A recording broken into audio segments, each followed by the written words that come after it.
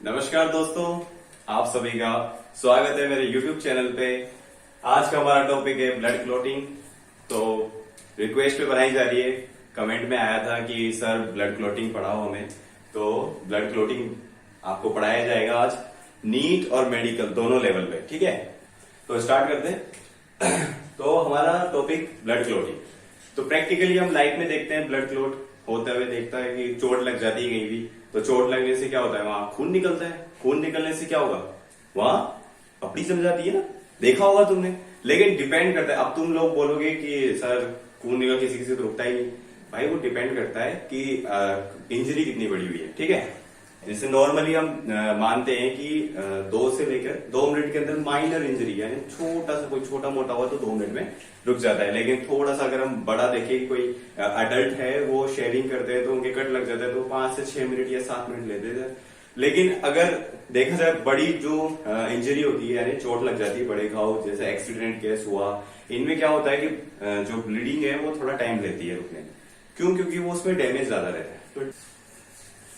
तो blood clotting, यानी हम इसे दूसरा नाम भी बोल सकते हैं हीमोस्टेसिस, स्टॉपेज ऑफ ब्लड, यानी या फिर स्टॉपेज ऑफ ब्लीडिंग। तो ब्लीडिंग एक टर्म होती है एक तरीके से। तो ब्लीडिंग मतलब ब्लड का जो निकलता रहता है, ब्लीडिंग होती है ना, खून का निकलता रहता है ना, या इंजरी लग जाए तो उस वर्ड को हम बोलते हैं ब्लीडिंग, ठीक है। तो stoppage of bleeding is called haemostasis, ठीक है। मेडिकल टर्म यूज किया जाता है। हीमोस्टेसिस को हम कैस्केड प्रोसेस भी बोल सकते हैं। क्यों? क्योंकि सीरीज ऑफ रिएक्शन होती है। इसके अंदर क्या होता है, जैसे आप ब्लड अगर इंजरी हो गई, कहीं से ब्लड निकल रहा है, तो वैसा थोड़ी ना है कि कोई भी आगे दबा देगा ऐसे, हर कोई एक सीरीज में होता है काम, सब कुछ एक प्रोसेस में होता है। प्रोसेस मतलब कोई भी काम एक सीरीज के अंदर, ठीक है। तो उसे हम कैस्केड प्रोसेस के नाम से भी जानते हैं। स्टेजेस ऑफ हीमोस्टेसिस, यानी अब इसके अंदर अब हम क्लॉट पढ़ रहे हैं, तो हीमोस्टेसिस की स्टेजेस होती है, यानी एक सीरीज में काम होता है जो भी होता है, ठीक है। तो अब वो बताते हैं आपको स्टेजेस कौन सी है। पहली स्टेज रहेगी वेजो कॉन्स्ट्रिक्शन। वेजो कॉन्स्ट्रिक्शन मतलब हिंदी में लिखा हुआ है वाहिनियों का सिकुड़ना, यानी जो वेसल्स है जो इंजरी की वजह से डैमेज हो गई है वो क्या है, सिकुड़ेगी। क्यों? ताकि ब्लड लॉस ना हो। जस्ट सपोज करो जैसे ये वाहिनी है, ठीक है, ये वेसल्स है, अगर ये इतना बड़ा हो रखा था, ठीक है, नॉर्मली जो ब्लड फ्लो हो रहा था, जैसे इंजरी लगी, इंजरी होते ही सिकुड़ गई। क्यों? क्योंकि ब्लड लॉस कम हो, यानी हमारा जो ब्लड निकल रहा है वो कम निकले वहां से। और वो किससे होता है, एपिथेलियम सेल जो रहती है उसमें ब्लड जो वेसल्स की जो स्मूथ मसल्स रहती है वो करती है इसका कॉन्स्ट्रिक्शन का काम, ठीक है। सेकेंड आता है प्लेटलेट प्लग फॉर्मेशन, यानी प्लेटलेट्स जो रहती है ब्लड के अंदर फ्लो होती रहती है प्लेटलेट, ठीक है। हमारे ब्लड सेल्स है वो ब्लड में ही बहती रहती है। जब इंजरी होगी तो क्या होगा, प्लेटलेट वहां आके प्लग का फॉर्म कर लेगी, मतलब प्लग फॉर्मेशन कर लेगी, यानी वहां आके वो नॉर्मल जो टेम्परेरी जो क्लॉट बनाएगी वो सबसे पहले कौन बनाएगी, प्लेटलेट्स, ठीक है। नॉर्मली भी समझा रहा हूं, डीप में जाएंगे आगे। कोगुलेशन ऑफ ब्लड, तीसरी स्टेज क्या है, कोगुलेशन ऑफ ब्लड, यानी रक्त का जमना। अब तुम ऐसे मत समझना कि सर पूरा ही रक्त जम जाता है, नहीं भाई, रक्त का जमना इसका मतलब क्या है, इंजरी के साइड पे वो ब्लड है वो जम जाएगा, यानी जेली लाइक मास की तरह, ठीक है। जेली लाइक, जेली देखिए आपने, खाते हैं ना जेली, 1 रुपए की 2 रुपए की आ जाती है, मार्केट में मिल जाती है। तो उस जेली की तरह उस तरीके से भी नहीं बोल सकते हम, थोड़ा और सॉफ्ट, ठीक है। तो जेली लाइक मास वहां पर हो जाता है, यानी उसको हम बोलेंगे रक्त का जमना, यानी कोगुलेशन ऑफ ब्लड, ठीक है। तो अब क्या है, फर्स्ट स्टेज यानी वेजो कॉन्स्ट्रिक्शन, ठीक है। अब वेजो कॉन्स्ट्रिक्शन में क्या होगा, जो नॉर्मल वेसल्स, ठीक है, दिख रही डायग्राम में, नॉर्मल वेसल सामान्य वाहिनी, ठीक है। तो सामान्य वाहिनी जब इंजर्ड हो जाएगी, यानी डैमेज हो जाएगी, यानी चोटिल हो जाएगी, रप्चर होने की वजह से क्या होगा, वहां से ब्लड निकलेगा, ठीक है। अब जो स्मूथ मसल्स है, यानी जो वेसल्स की जो स्मूथ मसल्स उसकी दीवार है एंडोथीलियम, वो क्या करेगी, किसका सीक्रेशन करेगी, जो सेरोटोनिन जो रहता है उसका सीक्रेशन करेगी। प्लेटलेट भी करती है, लेकिन जो एंडोथीलियल है वो भी करती है। वो क्यों करती है, क्योंकि उसका जो डायमीटर है वेसल्स का, यानी कॉन्स्ट्रिक्ट होने के लिए वो अपना डायमीटर कम करने के लिए उसका सीक्रेशन करती है, ताकि जो ब्लड लॉस है वो कम हो सके, ठीक है। तो डिक्रीज डायमीटर ऑफ वेसल, यानी संकुचित वाहिनी, दिख रहा है, इतना था इतना ले गया, समझ में आई? तो उससे क्या होगा, ब्लड लॉस कम होगा। तो ये फर्स्ट स्टेज थी जिसके अंदर क्या होगा, वेजो कॉन्स्ट्रिक्शन। ठीक है, समझ में आया कि जो उसका वेजो कॉन्स्ट्रिक्शन हो गया। ठीक है, अब क्या है, अब ब्लड के अंदर प्लेटलेट तो बह रही है ना, ब्लड में तो होती है प्लेटलेट, ब्लड सेल है। ठीक है, तो ब्लड के अंदर जो प्लेटलेट बहती रहती है, अब डैमेज होने की वजह से जो एंडोथीलियम है वो साथ ही साथ क्या रिलीज करता है, कोलेजन। कोलेजन क्या करता है, प्लेटलेट्स को अट्रैक्ट करता है और प्लेटलेट को बोलता है कि भैया जी आ जाओ भाई, चलो साथ के अंदर मिलकर और क्या करना है अपन को, जब तक कोई नहीं आता है बाकी लोग आते हैं, जब तक अपन बात संभालते हैं, यानी उसको जो क्लोट है उसे फॉर्म करते हैं थोड़ा थोड़ा, ताकि जो मैंने बोला ना फर्स्ट स्टेज में टेम्परेरी क्लोट बनेगा, तो उसकी शुरुआत फर्स्ट स्टेज में जाती है वेजोकॉन्स्ट्रिक्शन के अंदर। तो कोलेजन के साथ प्लेटलेट्स अडहेर होगी, कहां पर, एक्टिवेट हो जाएगी प्लेटलेट। इनएक्टिव फॉर्म में थी, कोलेजन आया, उसने बोला कि भाई चलो यहाँ पर बात संभाल लेंगे अपन को जब तक कोई नहीं आता है, समझने, याद करने के पर्पज से बता रहा हूं। ठीक है, तो साथ में प्लेटलेट कोलेजन के साथ एक्टिवेट हुई और यहां जाके अडहेर हो गई। ठीक है, अडहेर होने से क्या होगा, टेम्परेरी, अभी नॉर्मल टेम्परेरी जो प्लग है यानी जो कहते हैं दीवार है वो बन जाती है। ठीक है, फर्स्ट स्टेज कंप्लीट। अब बात करते हैं आगे। ठीक है, सेकंड जो स्टेज है वो है platelet plug formation. Platelet plug formation में क्या होगा, प्लेटलेट का जो नॉर्मली जो टेम्परेरी बोले हैं, शुरुआती जो थक्का बनेगा ब्लड का, वो फॉर्म करेगी कौन, प्लेटलेट, जो कि टेम्परेरी क्लोट के नाम से भी जाना जाता है शुरुआत में।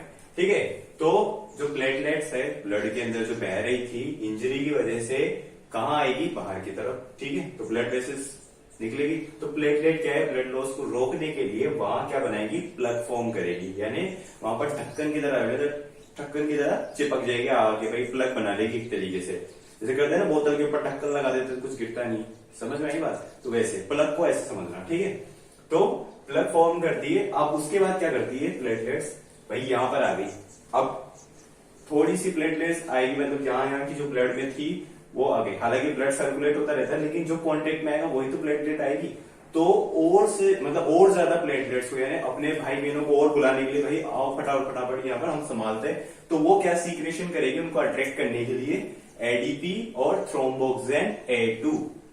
तो एडीपी की फुल फॉर्म क्या है, एडिनोसिन डाइफॉस्फेट, और एटीपी की आपको पता ही, एडिनोसिन ट्राइफॉस्फेट। ठीक है, तो एडीपी सीक्रेट करेगी और थ्रोम्बोक्सेन A2, क्यों, ताकि और भी प्लेटलेट जो ब्लड के अंदर मौजूद है वो अट्रैक्ट हो और यहाँ पर आके प्लग फॉर्म करने में मदद करे। और ये किसके द्वारा सीक्रेट होता है, प्लेटलेट के द्वारा।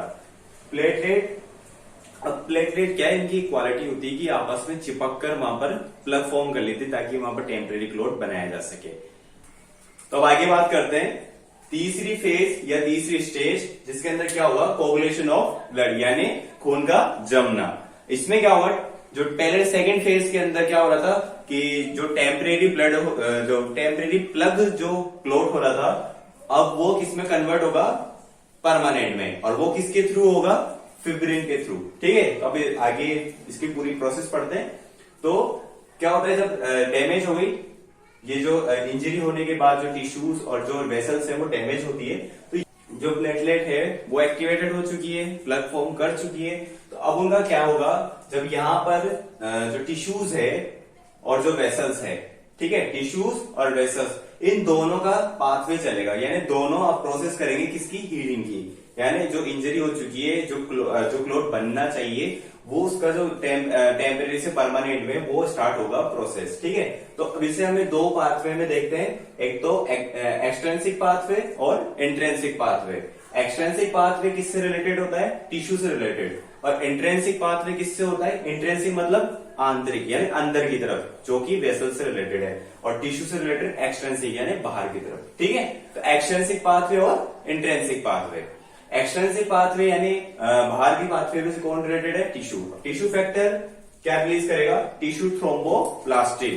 ध्यान देना, टिश्यू क्या रिलीज करेगा, टिश्यू थ्रोम्बोप्लास्टिन। और जो प्लेटलेट जो कि ब्लड से रिलेटेड है, जो वेसल से रिलेटेड है, वो क्या फॉर्म करेगी, यानी क्या किसका सीक्रेशन करेगी, प्लेटलेट थ्रोम्बोप्लास्टिन। किसका, प्लेटलेट थ्रोम्बोप्लास्टिन।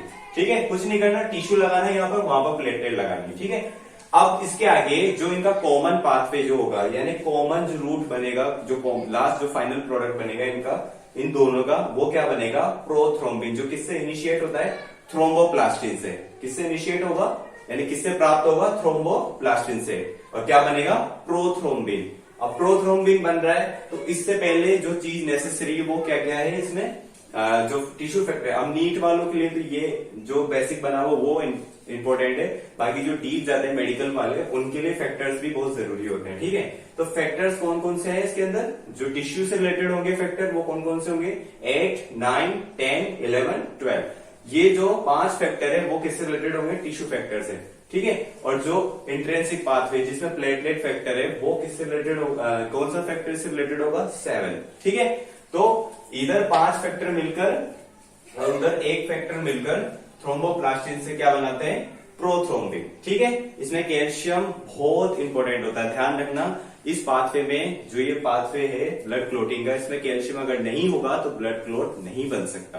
ठीक है, तो कैल्शियम बहुत ही ज्यादा इंपॉर्टेंट है। तो कैल्शियम भैया जी बोले कि भाई साहब मैं इंपॉर्टेंट हूं तो मैं भी विराजमान हूंगा, तो उसके बिना तो कुछ हो ही नहीं सकता। तो कैल्शियम भैया आए और बोले प्रोथ्रोम्बिन को अब थ्रोम्बिन में कन्वर्ट करना है, तो मैं इसमें अपनी भागीदारी निभाता हूं। तो थ्रोम्बोकाइनेज और कैल्शियम दोनों मिलके क्या बनाएंगे, थ्रोम्बिन। क्या बनाएंगे, थ्रोम्बिन। इसका उसके बाद जो थ्रोम्बिन है वो क्या काम करेगा, सबसे मेजर रोल जो होगा थ्रोम्बिन को होगा आगे, वो थ्रोम्बिन क्या करेगा, फिब्रिनोजन को, जो कि सोल्यूबल था किसमें, ब्लड में। याद रखना, फिब्रिनोजन जो कि किसमें सोल्यूबल था, ब्लड में, जो कि प्लाज्मा प्रोटीन है, वो एक्टिवेट होगी, वो कन्वर्ट होगी इनसोल्यूबल फिब्रिन में। किसके थ्रू, थ्रोम्बिन के थ्रू। याद रखना, थ्रोम्बिन किसको कन्वर्ट करेगा, फिब्रिनोजन को फिब्रिन में, सोल्यूबल से इनसोल्यूबल में। ठीक है, अब जो इनसोल्यूबल फिब्रिन है वो क्या फॉर्म करेगा, mesh like structure. Mesh like structure जो कि क्या करेगा, जो हमारे मेश लाइक स्ट्रक्चर बनेगी तो उसमें क्या होगा, ये मेश दिख रहा है आपको, ठीक है, जालीनुमा स्ट्रक्चर बनाएगा। थ्रेड्स हैं, फिब्रिन थ्रेड्स, वो क्या करेंगे, जो आरबीसीज है, जो डब्ल्यूबीसी है, जो प्लेटलेट है, उनको क्या करेगा, अठेर कर लेगा, आपस में चिपका लेगा और वहां पर ब्लॉक कर देगा, पूरा सील कर देगा। ठीक है, जिससे क्या होगा, आगे जो ब्लड सेल्स है वो निकल नहीं पाएगी, ब्लड नहीं निकल पाएगा, तो वहां पर जो क्लॉट होगा वो परमानेंट हो जाएगा। ठीक है, अब जो अपने एक बात और ध्यान रखना, प्लेटलेट के साथ साथ यहाँ पर डब्ल्यूबीसी भी होती है, वो क्या करती है, प्रोटेक्शन का काम करती है। जो भी इंजरी की वजह से यहाँ बैक्टीरिया, वायरस या कोई भी कचरा वचरा जो भी पड़ चुका है, जो कि इन्फेक्शन कोज कर सकता है, तो डब्ल्यूबीसी उसको साफ करने का काम करती है। तो यहाँ परमानेंट जो क्लोट है वो फॉर्म हो चुका है। अब सेकंड स्टेज में हमने पढ़े थे टेम्परेरी, वो टेम्परेरी जो क्लोट था, और ये क्या है, परमानेंट। ठीक है, क्यों, क्योंकि यहाँ पर फिब्रिन ने अपनी क्या बना ली, मेश लाइक स्ट्रक्चर, जिससे क्या होगा, क्लोट अच्छी तरीके से हो जाएगा। अब क्या, अब तो मैं समझा रहा हूं मैं, इंपॉर्टेंट है। ठीक है, इसे समझना अच्छे से। जो ब्लड सेल होती है वो कोगुलेशन में कौन मदद करती है, प्लेटलेट। प्लाज्मा प्रोटीन जो रहेगी वो कौन कौन सी रहेगी, फिब्रिन, थ्रोम्बिन। ठीक है, और जो एलिमेंट या फिर आयन बोल सकते हैं वो कौन सा रहेगा इसमें, कैल्शियम। और जो विटामिन है वो कौन सा इंपॉर्टेंट रहेगा, के। विटामिन के और कैल्शियम दोनों ही मोस्ट भागीदारी निभाते हैं इसमें। ठीक है, तो अब जो ये जो चारों चीजें हैं ये क्या करती है, क्लोटिंग में मदद करती है। ठीक है, अब ये चीज एब्सेंट होती किसमें, हीमोफीलिया वाले पेशेंट में। हीमोफीलिया जो कि कहां से हम देखें तो उसका जो ओरिजिन था वो कहां से था, इंग्लैंड की महारानी एलिजाबेथ। ठीक है, तो उनके परिवार में ये चलती आ रही है बीमारी। ठीक है, तो एग्जाम्पल के तौर पर समझना, तो वहां पर ये नहीं होते हैं, तो ये क्या है, कोगुलेशन में मदद करते हैं। और जो हिपेरिन है, हिपेरिन आप जानते हो एंटीकोगुलेंट, यानी जो रक्त को है वो जमने नहीं देता है। ठीक है, तो अब जब जहां कोगुलेशन, जहां पर इंजरी हो जाती है, तो वहां पर क्या करता है, हिपेरिन काम नहीं करता है। वहां पर कौन काम करता है, ये चारों चीजें। ये क्या करेगी, वहां पर क्लोट फॉर्म करेगी, वहां पर हिपेरिन पीछे हट जाएगा, भाई तुम अपना काम करो। वरना जब इंजरी नहीं होती है तब हिपेरिन इन चारों को बैलेंस करके रखता है, इनको नहीं होने देता, मतलब इनकी रिएक्शन नहीं होने देता। जब एक बात ध्यान रखना, जो थ्रोम्बिन, प्रोथ्रोम्बिन से थ्रोम्बिन बन रहा था, जहां कैल्शियम की जरूरत पड़ रही थी और जहां थ्रोम्बोकाइनेज की जरूरत पड़ रही थी, वहां पर जो वो रिएक्शन जो होती है वही, अगर थ्रोम्बिन नहीं बनेगा तो क्लोट नहीं होगा। तो क्या है, जो थ्रोम्बिन बनता है प्रोथ्रोम्बिन से, उसको कौन रोकता है? हेपेरिन। ठीक है, इसलिए ही ब्लड में क्लॉट नहीं होता है। तो हेपेरिन जी है वो बचा के रखते हैं अपने ब्लड को। अब तुमने देखा होगा, हॉस्पिटल में भी देखते हैं हम, जो इंजेक्शन जो रहते हैं वो एयर निकाल कर फिर लगाए जाते हैं। क्यों? क्योंकि अगर वेसल्स के अंदर एयर चली गई तो क्या हुआ, वहां एयर स्पेस घेर लेगी, तो स्पेस घेरेगी, हवा मिलते ही, हवा क्या मिलते ही क्या होगा, हेपेरिन है वो खत्म, फिर ये चारों जाग जाएंगे और ये क्या करेंगे, वहां पर क्लॉट फॉर्म करेंगे, जिसे हम किस नाम से जानते हैं? हेमरेज। ठीक है, क्यों? क्योंकि हेमरेज कब होगा, जब वहां पर क्लॉट हो जाएगा, वहां पर ब्लड जम जाएगा, तो वहां पीछे से प्रेशर आएगा ब्लड का, और वो जो वेसल है, जो आर्टरी है, वो क्या होगी, फट जाएगी। ठीक है, वो फटने की वजह से क्या हो जाएगा, वहां पर हेमरेज हो जाएगा। तो हेपेरिन जी वहां पर काम नहीं करते हैं, तो एयर निकालकर हमें इंजेक्शन दिए जाते हैं। ठीक है, ये बात हुई यहाँ खत्म। तो अपने जो ब्लड है, एक और इम्पोर्टेंट बात बता रहा हूं तुम्हें, जो ब्लड बैंक जो रहते हैं वहां पर क्या होता है, जो ब्लड सेव करके रखते हैं, प्रिजर्व करके रखते हैं, उसमें क्या करते हैं, कैल्शियम को ब्लड से हटा देते हैं, ताकि क्या होगा, ब्लड क्लॉट नहीं बनेगा और वो ब्लड है वो सेव या प्रिजर्व किया जा सकता है। ठीक है, अगर आपको वीडियो पसंद आई हो तो सब्सक्राइब करें, लाइक करें, शेयर करें, और आप सभी को मेरा धन्यवाद।